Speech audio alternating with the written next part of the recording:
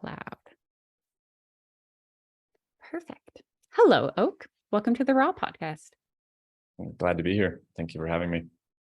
I'm super excited to talk to you about your book today. And you know me, we're just going to dive right in. And so when I was reading it, about the second chapter, I just got really curious what drove you to want to write it? Like, why was it, this is what needs to be written? Totally. The answer to that is sort of twofold. I have personal reasons around it, and there's also reasons associated to the content itself.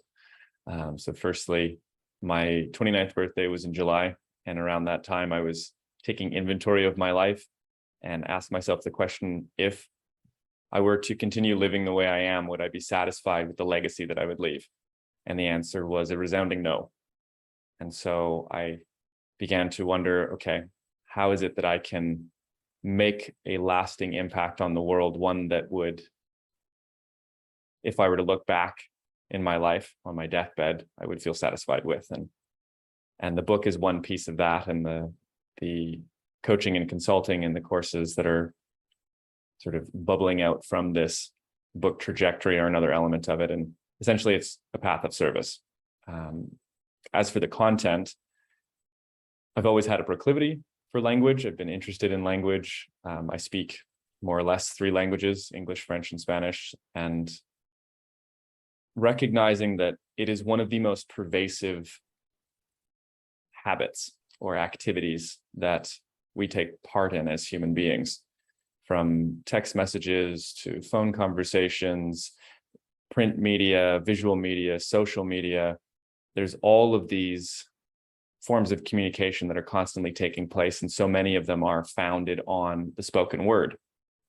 And I've also realized through my experience that incongruencies in the spoken word, or through my own failures in speech and failures in incongruency between my speech and action, that I recognize that it is one of the most powerful mechanisms that we have in terms of our influence on the world.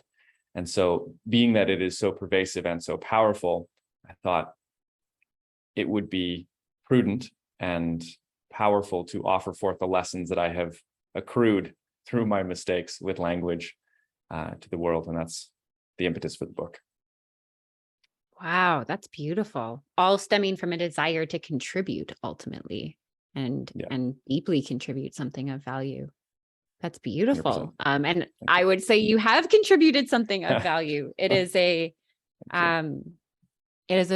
beautiful depiction of language expressing the power of language. Like it's phenomenal. But anyway, we don't need to, I won't, whatever the word is that I'm looking for there too much. And so you really broke it down as well. So you really broke it down, kind of explaining language and then kind of explaining how to use language. Kind of like explained what language is, what meaning is, what dissonance is, what resonance is. And then you also explained how to use it so well. And I would say really left us with a responsibility to use it well. In your process of writing it, like, did you plan it that way? Did it just flow that way? Like, what was the actual writing process like for you? The writing process was a bit of a rocket launch, I would say. I signed up for a 30-day book writing challenge. I had this drive, as I mentioned, to contribute. And I believed that in writing a book, I'd be able to get my ideas and get my name out there in a way that would be sort of tenable and consumable to a wider audience. And so this 30-day book writing challenge offered a skeleton, so to say, a structure that I would be able to plug my ideas into. And so, having sketched out 10 chapters, the 10 largest elements of the ideas surrounding language and the power of language and the nature of meaning and the responsibilities that flow forth from that, I was able to approach the writing process using a couple different methods of writing that just filled that in. It was 4 hours a day, 4 1-hour deep work sessions with no telephone, no social media, everything off, and directed exclusively to filling out the book. And one of the things that I found most powerful about the writing process in and of itself was not editing. That was one of the pieces that was offered forth by the creator of this challenge, was when you write, you just write. And what that did is it sort of put the critical element of my mind to the side and allowed that creativity to flow forth. And all of these, major ideas would almost break open like dams into these adjacent ideas that would continually support the writing process as I went along. And I would love to say that the structure itself was exactly as it is now when I started writing, but I did make only one minor tweak, which is actually quite an interesting piece. The structure of the book as it is right now is in the two parts. We have the foundations and then the applications. And I had chapter 6, which is story, in the first part. And didn't seem to flow quite as well with how I was laying it out. As you had mentioned, we talk about I write about in the opening part of the book, what language is, what knowledge is, what meaning is. And the purpose of that is to hopefully broaden the perspective of the reader on what language actually is. Because it's so pervasive, we take it for granted. And so I feel like, okay, what is actually under the surface based on my understanding? And story isn't a foundational part of it. It is an application of language. And so I had to sort of switch that out and put the dissonance piece, which I was going to keep in the second half, into the first. So that's fascinating, because I think just even in that way that it was innate for you initially to just bring story up into the initial part, I think speaks to exactly how story is so pervasive in our language and so pervasive in how we communicate, for good and for bad. There's negative consequences to that, but it's so interesting that even in trying to create a distinction, it still was almost misplaced, if that makes sense. Yeah, it's an inevitable part, and a part of what you obviously read through the book is just how many different aspects of our lives are shaped by story.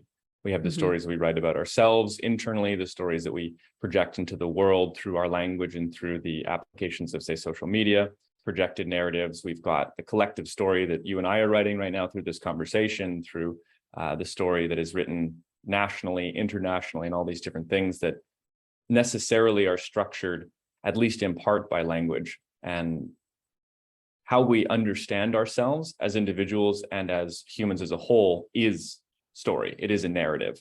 And I think that the proclivity for us to narrativize might have been partly why, like you're saying, it ended up in the first half. It's like, oh, well, there's nothing more fundamental than story, is there? Well, actually, there might just be. There might just be. I really appreciated, it was really interesting reading your book, because I feel like I understood language fairly decently.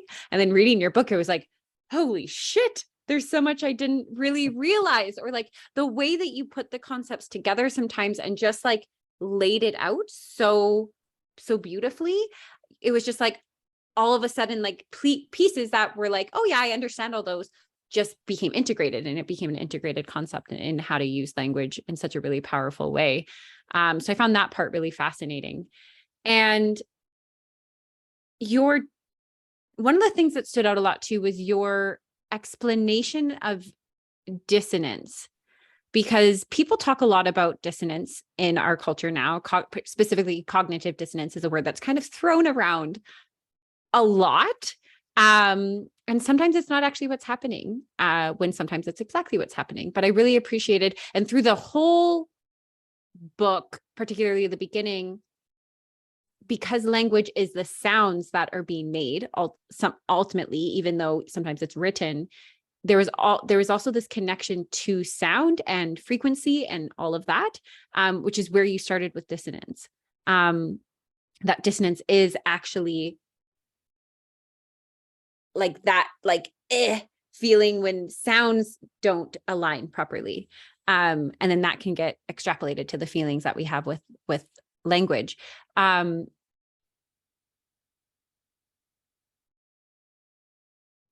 did you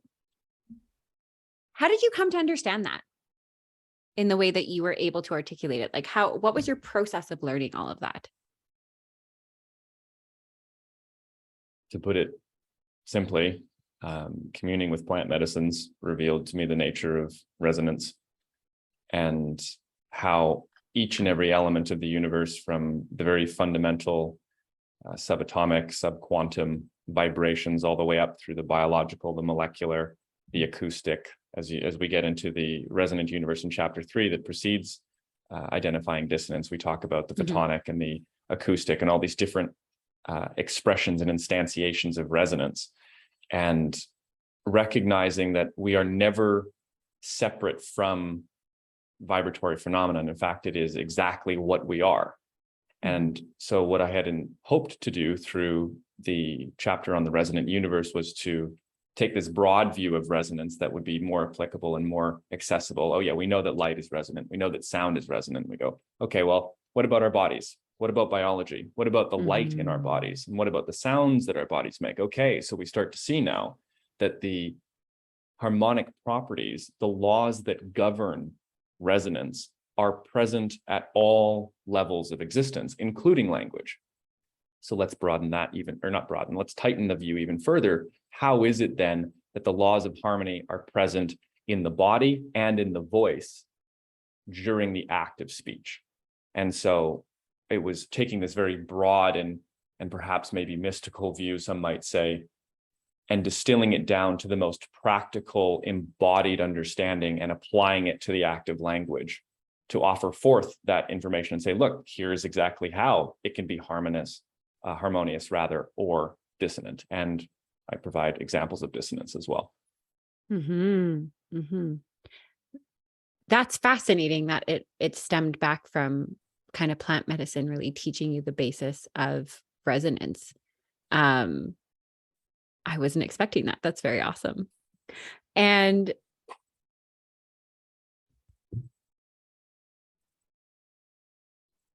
yeah, I guess my next question then is,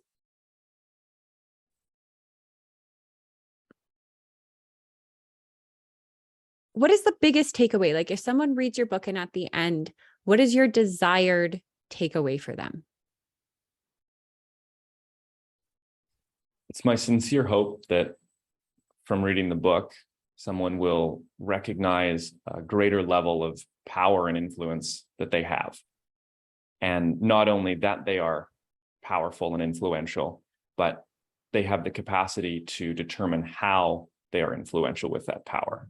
And even further than that, recognizing that there's an impetus to be influential in a particular kind of way with a particular kind of intention. That is to say, for the good of all, to bring in good and beauty and truth into the world, and that those properties are necessarily harmonious. And so it's my hope that perhaps maybe a veil is lifted or something is uncovered where this recognition blooms forth of, I'm actually in the driver's seat of something that I didn't realize. And now knowing this, I can begin to steer my influence in such a way that will beget greater positivity in my life and the lives of those around us. That's amazing. Good.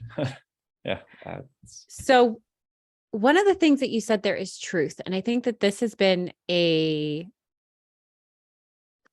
hard subject in our culture in the way people are discussing truth. And then particularly, I'd say the last 3-4 years, the idea of truth has become way more subjective than I think it used to be.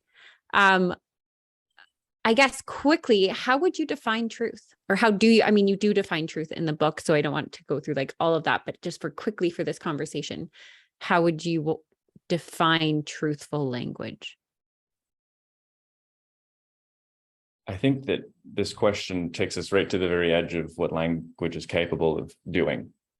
And what comes to mind immediately is the opening line of the Tao, which is to say, the eternal Tao cannot be named. And so when we're looking for the idea of universal or fundamental truth, as soon as it becomes codified in sound or codified in text, it's no longer the perfect instantiation of that phenomenon. The closest that I was able to get in the book is to, through my argumentation, recognize that being itself this isness of the universe, is non-different from the vibration of truth. So to say that if something is true, it is. And it's that isness, the foundational being of reality, this fundamental generative energy that, we call energy in science, or the religions call spirit or God, or whatever it is exactly that we're gesturing at with these words. That is the floor, so to say, the very ground level from which truth and meaning come forth. Now, it gets really tricky from there, because we say, well, is it true that I'm thinking right now? Can you say that it's true that I'm thinking right now based on the experience and information accessible to you? Well, maybe not. I can say to you that it's true that I'm thinking because it's an immediate perceptible phenomenon within my purview of consciousness, but that's necessarily not yours. And so the sort of overlapping bubbles of what is accessible to be named as truth, they vary moment to moment. And it's not to say that truth itself is entirely subjective and that there is no basis for anything. Like, it's not pure relativism, but there is a delicate and nuanced process of parsing out truth in any given situation that does not lend itself easily to a surefire, cut and dry definition of truth. Right. And I will say you go over this in really amazing detail in the book. And yet, like, it still is one of those concepts that is still so difficult, talking about truth, and what is truthful language. Precision is a piece that you also really bring into, as being really precise in language. Can you explain that a little bit more? Sure. So precision is one of the three qualities of sovereign speech that I outline in what I would describe as the heart of the book. That is essentially all other pieces are the precedent information necessary to understand the power of what it is. And we have the heart, which is the qualities of sovereign speech, and then the consequences of those as the tail end of the book. And so precise is the third. I did list them as in order of truthful, compassionate, and precise. And the reason that precise is on there is exclusively in regards to the dissonance that comes forth from ambiguity. So ambiguity, when something is unclear, if I say something and the meaning that I am attempting to convey to you is not explicitly clear in the language, you end up being responsible to do mental labor to ascertain the meaning.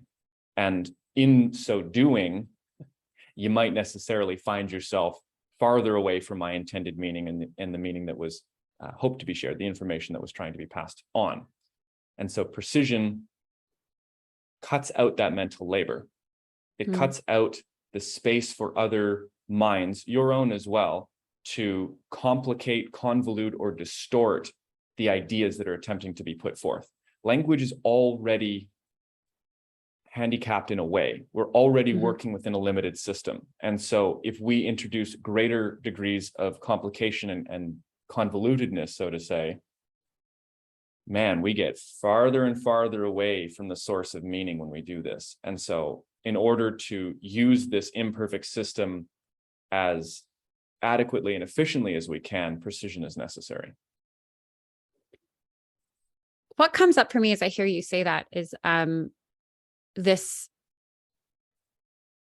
idea actually of making sure that both people are even meaning the same thing when they say a word, because like that's like when you say like language is already handicapped, some words have very easy meanings and some words have multiple, as you've said, ambiguous meanings, and what exactly is used in that. And I'll give it a fun an example that I've always found striking within my relationship.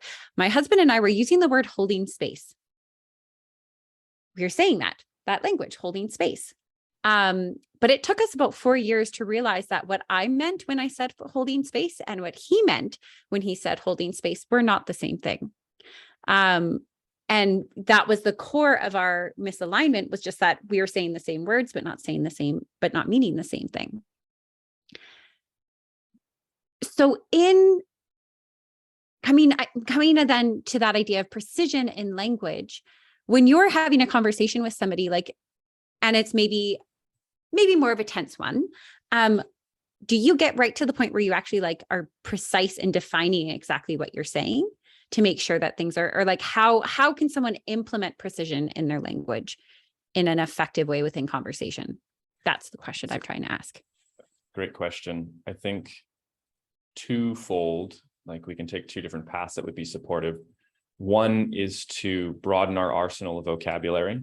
So becoming more acquainted with both the literal definitions of words as well as the associated connotations. So we might have, if I say to you, I'm feeling really angry, that might mean one thing to your body and a different thing to mine. This is what we're recognizing, the ambiguity, and it's the difference in connotation. But if I say I'm feeling frustrated or agitated, tense, on edge, we can start to get closer to it by recognizing that we can skip past the broad terms and get into these more specifics. And in the courses that are being developed as a companion to this book, I include a beautiful wheel of emotional words that start with these very simple happy, sad, excited, sad, or whatever, lonely, all these other different base ones, and expand out in greater degrees of precision, so to say. Yeah. And so that's one element, broadening and deepening our arsenal of emotional words describing emotions, describing the inner experience. And the second element is to become more acquainted with our inner experience. And so we talk a lot about language, and we're going to be speaking a lot about words and all these different phenomenon, but the reciprocal to language and speaking is listening. And so with a deep rooted practice of listening, internal listening, our ability to language the genuine nature of our experience, grace of these, broadened vocabulary, is that much more effective. It's like, you cannot describe what you do not know. And if what you are attempting to describe is hazy or foggy or obscured by all sorts of other phenomena that can take place within the human psyche, we're going to be offering to the other a lower resolution image of our experience. So those are the two that I find to be the most efficacious in addressing what you're asking. So if I understand kind of what you said there, particularly at the end, the role listening plays in that is actually listening to ourselves to make sure that what we are saying, particularly when conveying our own experience, is actually precise in its delivery, that we know ourselves well enough to be able to be precise in our own language. 100%. I mean, when we're looking at, even in my own life, things like if I'm in a really triggered space, several years ago, I might say, I just need space, when I really mean I need a hug, but it's this dissonance, this incongruency, because I hadn't yet at those moments become so intimately familiar with the actual genuine truth of the experience that I was having in that moment. And so there's this upper level of, maybe this will get me what I need, so I'm using language as a tool to try and solve a problem of emotions, rather than using it as the channel to convey the truth present at that moment. And that greater intimacy is developed internally and also within relationships through that practice of listening. Just in this moment, what's coming up for me is the practice of authentic relating, which is basically a communicative practice where people can explore just that, like conveying exactly what is present in this moment with language to the other. And anyway, yeah, it's just making me think of that as a practice of communication. So now let's jump back one and go back to compassionate speech. Because you said, your book centers around the idea of sovereign speech being truthful, compassionate, and precise. How do you define compassionate speech? Speech delivered with the recognition of the either present suffering of another or the potential to induce suffering in another. Equally so, that the suffering of others is as worthy as our own to be alleviated. And so compassion is, at its heart, the blurring or the dissolving away of boundaries between people, right? Language is very structured and it creates edges, it creates boundaries, it creates definitions, it relies on definitions. But compassion is not defined. It's not definable. It is sort of an edgeless, expansive energy that we are capable of as human beings. And sometimes in order to get to that compassionate space, we have to remind ourselves and go, oh yeah, right, I could really hurt somebody by saying this, or I can see that this person is hurting, and me offering forth this flavor of speech might not address that suffering as well as this one. And so it's the dance between truthfulness and compassion that is the art of speech, so to say. And then throw in like the need for precision within those places becomes that much more greater, like becomes that much more needed ultimately within that dance. That's so fascinating, because I mean, truth without compassion can just be cruel ultimately. Can certainly be painful. Can certainly be painful. Yeah. But compassion without truth or without bounds can also create harm and suffering and be painful in its own right as well. Very interesting, my friend. So I want to get then down to like the core at the end, the core that you really leave us with, that I felt I was left with, was the responsibility of my own language, the responsibility to not only be precise in my language, be compassionate, be truthful, but also know myself. Like we were just talking about, that capacity of which I know myself will directly translate to how truthful, how powerful my own speech can be. So again, I guess I just have the question, like, a lot of this you said has been based on your own journey to get here, to like both in studying in university, but also just in your journey. How has it been then? Because this book in and of itself is you stepping into your own responsibility of language. Correct. So I'm curious of just that process, like writing a book about doing this while the book itself is that act for you. Yeah, it certainly ups the ante. That's for sure.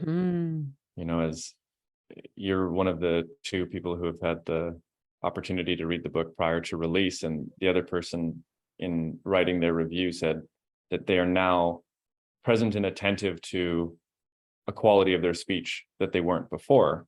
And in writing this, it was almost a process of reliving all of the ways that I had failed in doing this. And I think that is quite medicinal in and of itself, to be able to have the opportunity to integrate those mistakes. But I find that, as we all have, mistakes beget learning, and it's the learning that is the most valuable thing I feel like I can offer forth. And so the responsibility of my speech is one element of responsibility. And I talk a little bit about in the end, you know, the onus of evolution and personal evolution, personal spiritual evolution, or psychological evolution, however you wish to define it for yourself. But you spoke about how if you're lacking in the self-awareness, that your language might not be as powerful. And I might change that a little bit if I were to say it and say that your language is always powerful. It's more so the application and the result of the language that can be changed through this acceptance of responsibility. It's kind of like we're always emitting and resonating as this beacon of conscious energy. And when I became aware of that in myself, and hopefully, or will be assisting others in becoming aware of it as well through this work, it's almost that it gives pause. And I feel myself more frequently taking pause before I speak to go, okay, what is the most truthful, compassionate, and precise way that I can say this? What can be said in this moment, if anything, because another quality of sovereign speech that I include in that chapter is silence.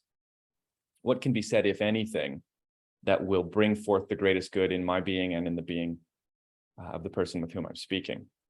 So I hope that addressed the question, but it's definitely constantly in my awareness.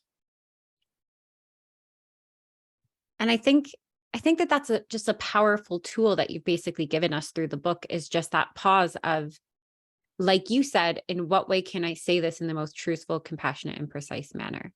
And just like having that as like a quick little, ooh, how can I do that? Is just a beautiful gift. There's another element to it as well, which is the sort of subconscious habituated speech that I don't talk too frequently about, but it does definitely apply in this context, where maybe we use turns of phrases or sayings or, you know, particular profanity or curse words at a rate that we might not be so aware of. And on the one hand, when we have this question, how can I say this in these three ways using the qualities of sovereign speech, that applies specifically to conversation, dialogue, or if you're speaking to a group of people. But also, I touch on in the book the relevance of the quality of speech to yourself and the habits that guide those. So it's like, how am I speaking to myself? Am I being truthful? Do I even know what that means to be truthful? And the inner critic is often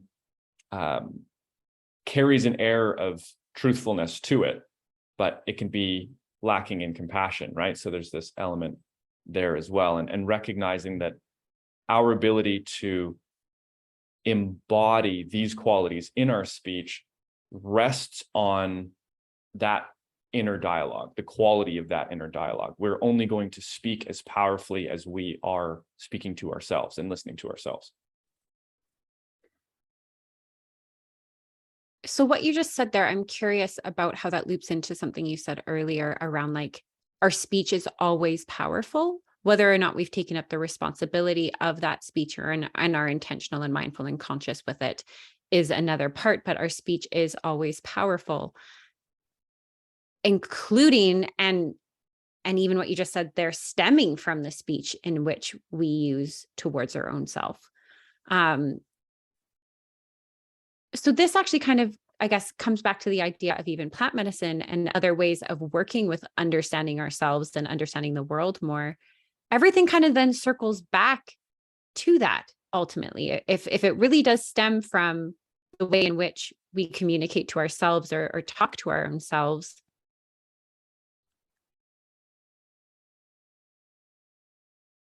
just like having this realization of like, if that's where it kind of stems from, that's also where you can create more powerful speech from the get-go. Is really in how we communicate and talk to ourselves. That's like the core, which is not necessarily where most people would start. Absolutely. From where else do we draw our understanding of the universe, if not from inside our own being? Of course. And so there's another element that can be added on top of the value that you've just added, which is it's not just the inner dialogue, but it's also the language that we use to structure our understanding of the world. So on the one hand, it's like, oh, you know, I did really good today, or that was a really great way, or this maybe, you know, not so helpful speech, I could have done better, or that was a really stupid thing to say, or whatever it is, right? There's this speech directed inwards in that sense, but there's also the languaging of the world.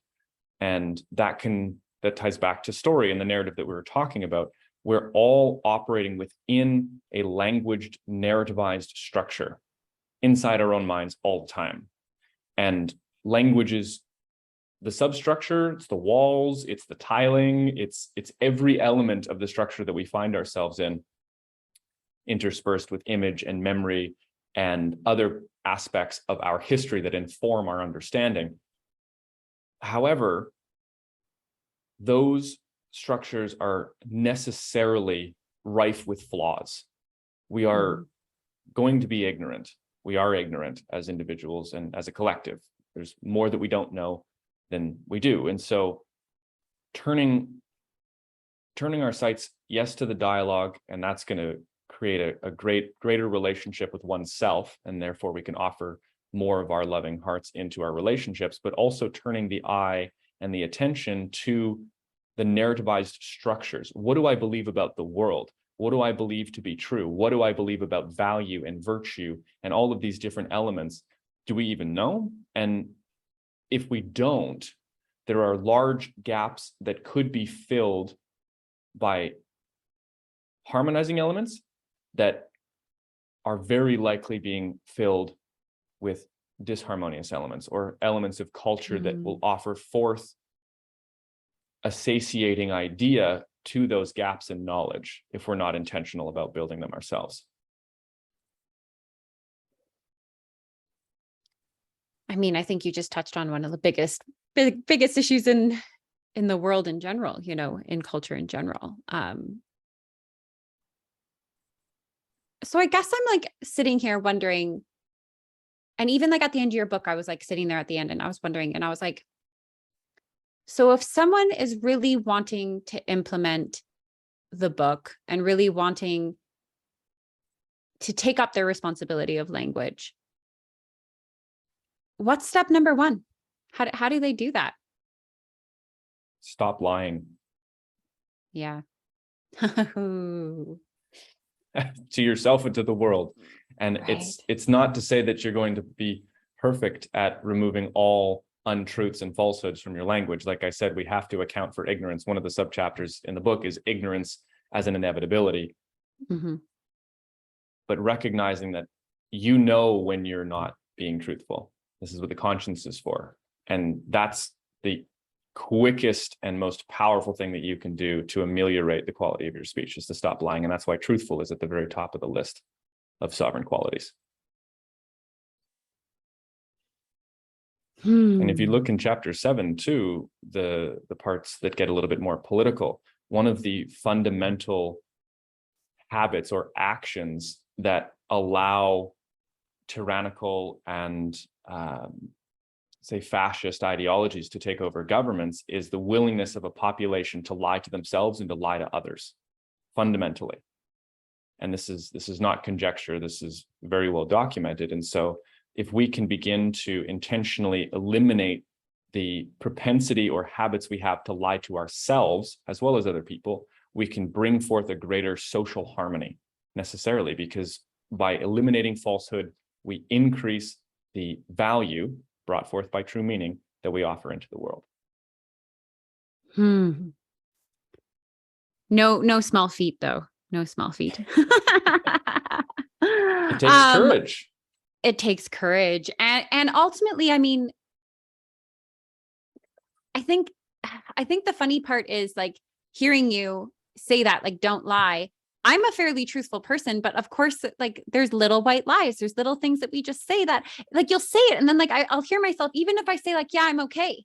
If I'm not okay in that moment, I'm lying. And I'm lying and I'm creating dissonance within my body. I'm creating dissonance between me and the person asking me. I'm creating all of these subtle things by just like the quickest little I'm okay when I'm not okay, you know? And so not lying, on one hand, lots of people are going to say, oh, I never lie. But we do. You know? And again, what just keeps coming back to me, and part of that is like the work, obviously the work that I do, but is the tool of plant medicine to really tap us back into what is truth. Now, I'm not saying plant medicine means that everything that you see and hear and whatever on plant medicine is 100% truth. Like that's not what I'm saying, but it does have a quality of really tapping us back into truthfulness. And like you said, that's where a lot of this stem from for you. Yeah, the dissonance that you're describing from telling a white lie is a power sink. We lose the capacity to flow our own energy through our bodies and through our greater field when we sort of kink the hose with these white lies, when we introduce intentional dissonance. And the trouble is, like what you're saying with the white lies, you know that it's a white lie. It's like if you say something that's not true and you don't even know it's not true, the dissonance is not necessarily going to be there in as great a degree as if you do know. But when you do know, now it's not only have I said something wrong, but I did it intentionally and I didn't change it. And that dissonance, for anyone who's sat with plant medicines, variety of them, it doesn't fly. It's so viscerally tenable when there is a falsehood in the psyche, in the presence of these entheogens or psychedelic medicines, that I think that's a part of why they're so powerful, is because I don't know if it's due to maybe a conscious element within the plants, or if it's the neurochemical interactions between our physiology and the bioactive chemicals, but their ability to illuminate and erode those parts of us that are facades, that are propped up through falsehoods or through weakened narratives, is nothing short of remarkable. And an equal sort could be quite painful, because in removing those facades, in removing the lies we tell ourselves, those minute personalities that lied die. And death is never particularly a pleasant experience. And so that's where the courage aspect comes in that we spoke of earlier. In order to tell the truth and to eliminate lies from your life, you have to die. You have to allow that liar to die, the one who's trying to hide or feels like it's necessary to obfuscate your truth for whatever reason. That part has to die. And a greater, more responsible and empowered element of yourself must stand forward, but it's a vulnerable act necessarily. And I just want to touch on that you actually defined what real ego death is, in my personal opinion. Ego death, in my, like, lots of people can define it in lots of ways, but that to me, what you're describing is like an ego death that can happen in and out of psychedelics. It's really realizing that, like, that aspect of me is dysfunctional. That aspect of me is not truthful, compassionate, precise. It's not really showing up with those qualities. And so you have to let it die. I'm going to be more precise with that. We would each have the opportunity to let that die if we so choose and wanted it to. You don't have to, you don't have to. And that becomes the choice and the exertion of power ultimately that we each carry and that we each have in where we put those choices. Anyway, I feel like we just got off on a tangent, but that's fine. It's not without consequence, though. Like you say, we don't have to do it, but the more we propagate these falsehoods, it's not like we do so and there's nothing that will come from it. When we're talking about harmony, and we're talking about falsehoods in language and falsehoods in understanding and falsehoods of self-narrative, those are dissonant qualities necessarily. They're dissonant with the universe because they are not in harmony with truth. And truth is the foundational quality of the universe. So we can hold on, but it's going to be a rough ride that necessarily begets turbulence internally. And when you were talking about ego death, we started this conversation talking a little bit about how frequently cognitive dissonance as a term is put around, but to courageously face one's own cognitive dissonance is one form of non-psychedelic ego death, because the believer of whatever thought that is shown to be incongruent with reality then has to die. But that death is not some brutal fall into an abyss. Rather, it is the opportunity for refinement and also the seed of growth. Because as soon as the dissonant element, like let's talk about music, just as a metaphor here, the tension introduced in music with dissonant tones creates a pregnant space for movement. And it's the same thing with dissonant elements of our psyche. There's an opportunity, there's a tension, there's a potentiality ready to shift and move.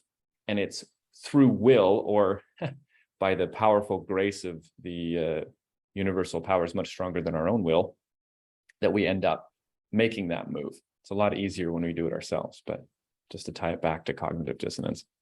Yeah. But I love what you said there. Like, I'm all about giving people choice. Like, that's just one of the things, like, even in the way that I guide people. When I was a yoga teacher, everything I've always given people, here's the options, choose what you need, because I fundamentally think that people have a right to choose their own suffering. So in that, when I said, if you don't, like, you don't have to be truthful with your word, by all means. Part of that for me is just like reminding people, like, everything's a choice in life, and everything will have its consequences based on the choices that you make. So I'm really happy that you brought that quality back in, because yes, you can choose to do that. And you might live a harder life for doing it than just aligning to truth, and aligning to truth is hard. Yeah. Yeah. I mean, there's that, I guess, there's that belief out there though, that like, and I say this is a belief, it's not a belief I hold, but like that it's liars and people who know how to manipulate who get to the top. So there's some people who believe that. Fair. Top of what? Top Particularly, are we talking about a financial hierarchy? Are we talking about? Yes, my Right. mind was just financial.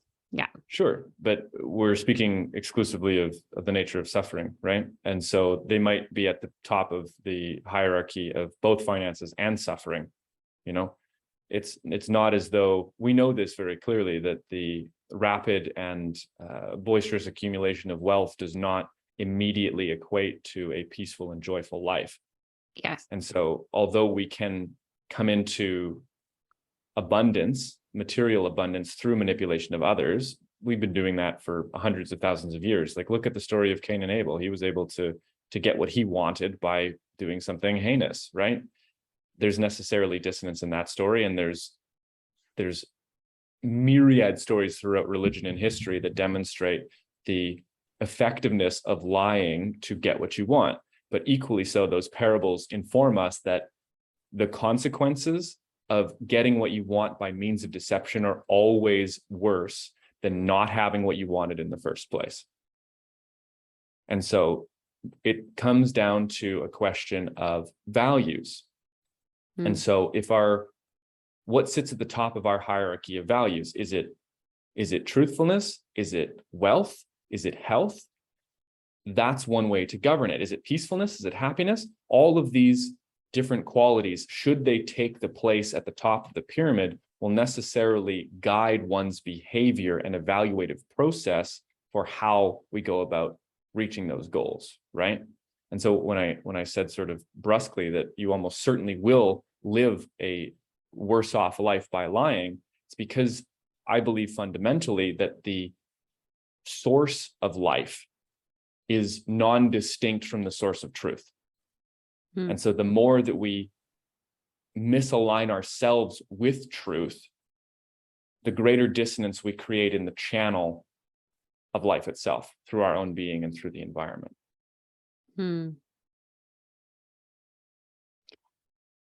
It's interesting. Like, I completely agree with you, and just kind of trying to think of like people who may not be in that belief or with that understanding, how they would receive that. I don't know. I'm just trying. Anyway, we can just cut that out. But I think there's an argument to be made that anyone who is not suffering from psychopathic or sociopathic personality disorders, at the base of their psyche, values truth.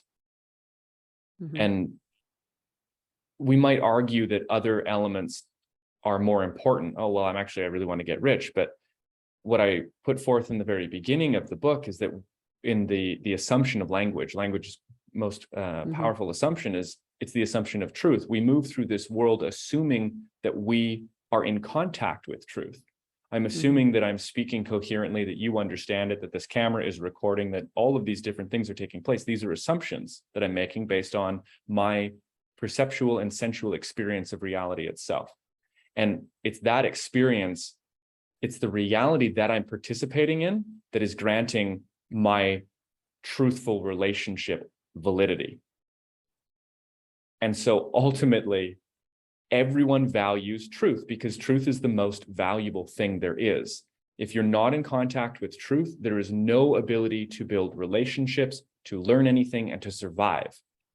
At the very base, it underpins all value and all of the human ability to survive, thrive, and evolve, fundamentally, in my opinion.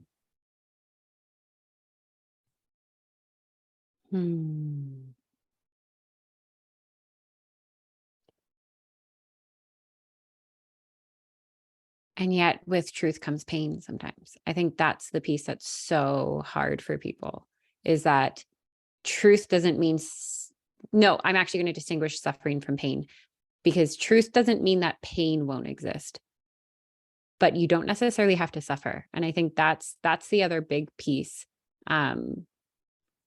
that our culture could use to really parse out is the difference between pain and suffering, which could take us on a whole different tangent. But I think that's the core of it, is that people think that if they lie, they're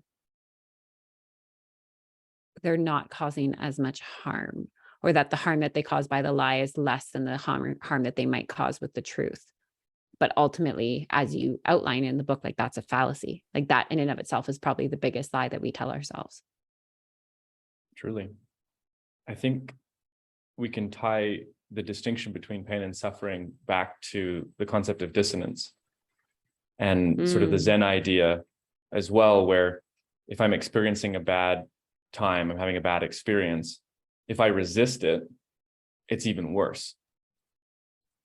Or if I yearn for a good one, even if I'm having a neutral experience, yearning for something positive is also a bad experience.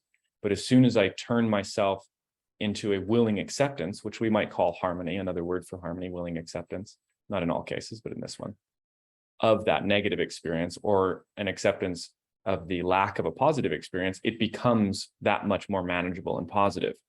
Mm-hmm. And so for pain is inevitability, right? This is the first of the Four Noble Truths from Gautama Buddha, right? Dukkha. Dukkha is unsatisfactoriness or pain and suffering. We're not going to get around this. We're incorporated beings, right? Great. Suffering comes from attachment and aversion. Attachment to something and then it leaves, we suffer. Aversion to what is, well, it's here and I don't want it, then we suffer. So it's the aversion to pain, at least in this circumstance, that takes that pain and turns it into suffering. And that's an internal form of dissonance, wherein we are saying no to truth. The truth is that you're in pain. And therein we find a greater degree of dissonance and suffering. And that comes in language as well. You know, how many times I could count numerous where I have been in an experience in my younger years, and the words of like, why is this happening to me? I wish this would stop. Why does it have to be this way? These are languages, these are questions that are not taking me closer to acceptance. They're part of the process, and there's a validity there for sure. But recognizing that if I were to address them with some of the language that I use now when I encounter, say, emotional pain, which is thank you, is usually how I address it first, is with gratitude and openness, that the duration and intensity of the pain is greatly reduced. Well, it's interesting as as I was hearing you, we kind of double down on the suffering with pain, because both pain generally is an experience that we don't want. So we have aversion, as well as experiencing the pain itself, which is the experience itself is unpleasant. So it's like we double down on the suffering when we experience pain. Most people do automatically. It can become a practice of teaching yourself how to lean into the pain, which is what you're almost talking about, which is in and of itself leaning into truth, leaning into what is present in that moment. And again, that's the other thing, is it's in that moment. I think that's the other thing that we extrapolate often, is that the moments that's happening now will be the same moments as the future. And that in and of itself is a fallacy that we have, that really anyone who talks about being in the present moment is trying to get to, that the present moment is all that you have, and that moment can change at any given moment as well. There's a really powerful piece that you just brought up that ties back into the third chapter in the book around Nature Speaks, where it's the sensation itself, like you're saying, that by leaning into sensation, leaning into perceptibility, we lean into truth. And that's because our greatest channels of communion with truth are our senses, both physical and other conscious senses. And so by saying yes to and accepting the presence of whatever is in this moment, either in language or just through, volitional openness of the senses, that takes us closer to the very field of meaning that is able to grant us truth in language. Precisely. Precisely. So don't lie is ultimately But even more so than that, I guess, like how do people really practice that at the end of the day? Like what can that look like? Like, how do you get to Try to, the point of I'm not just trying to lying? think. Yeah, because like a lie can be so ignorant. Like you can be ignorant that you're even lying, ironically. Yeah. Yeah. So is it a matter of, yeah, I guess I'm just trying to think of, like, in practical terms, how do people take this book and go like, okay, this is the step forward, then my next step forward, maybe, although that might be dependent on each individual person, but Totally. Well, and anyone who's interested in taking a next step forward can come in contact with me as well. I offer educational materials, courses, and consulting that can help, especially the individuals for individual context, right? Like you're saying, everyone has a different relationship with speech and different relationship with language, a different relationship with truth. And one of the most powerful means by which we can course correct is through reflection and through dialogue, specifically when we're talking about truth in language. So, if you've read the book and you're wondering where you can go from now, well, stopping lying is one piece. And also this comes as a grace of someone I admire greatly, Dr. Jordan Peterson. Not lying is one of his 12 rules for life. And he says, in recognition of our ignorance and the inevitability thereof, that don't say anything that makes you feel weak. Those are his words. And so if we don't know if what we're saying is true, we can default to this second level of saying, okay, well, does this make me feel empowered, or does this make me feel small and contractive? Am I shrinking away from the truth of my being and the fullness of my being? That's another great indicator of harmonious speech. Thank you for that. I really appreciate that. That's exactly what I was trying to get to. Like, what's a tool that people can use within their experience, moving forward to start to align more to truth. And I love how you brought that back. Is it empowered or weak? That's a feeling each of us can know within our own being. Even just sit with the words empowered, feel how that feels in your body. Sit with the word weak, feel how that feels in your body, and you will have an innate understanding. Which leads us right back to the power of speech. Right back to the power of speech. So I guess kind of the ending question then is, how do people find you? What's your website? What's your things? That whole thing. How do people get in touch with you if they want to learn more, if they want your courses, if they want to work with you? Sure thing. Yeah. So the website is thesmilinghuman.com. You can find the books and the courses present on there. The courses are, at time of recording anyways, in pre-production, and the book is going to be released in this upcoming winter.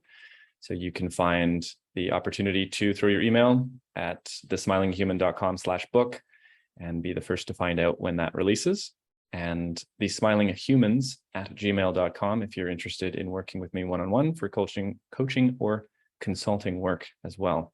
You can find me online on Instagram at thesmilinghuman as well. Beautiful, beautiful, beautiful. Thank you to this smiling human for coming and talking to us about his book today. And it's always a pleasure to talk to you, as you know, but always a pleasure to talk to you. Just realized we never even said the title of the book. The book is called, the title of the book is What in the Word? What in the Word? Yeah, that'll be available this coming winter. Beautiful. So look out for What in the Word. It is an amazing book.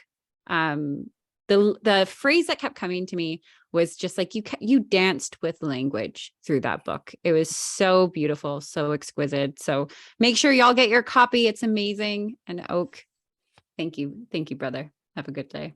My pleasure, sister. It's great chatting with you.